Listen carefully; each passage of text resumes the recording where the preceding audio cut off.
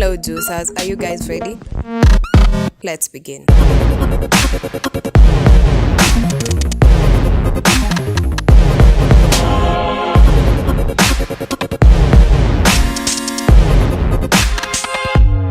Hello guys, welcome to The Juice, your favorite entertainment show. So guys, the award-winning singer, songwriter and performer Burna Boy gave fans in Barcelona a night to remember as he gave a performance of his hit song Last on Friday, June 10th, 2022. In a short video that surfaced on social media, fans were seen moving along to the song as soon as the Grammy award-winning artist took to the center stage in Barcelona. The singer performed at the second weekend of the Primavera Sound Festival in Barcelona. Burna Boy now goes by his nickname, the crowd controller. This is after his performance in Barcelona. Here is the video of his performance. Comment down below on what you think about Burna Boy's performance. Don't forget to like, share, comment, subscribe. Turn on your post notification bells to always get our daily and juicy trends. See you guys on our next video.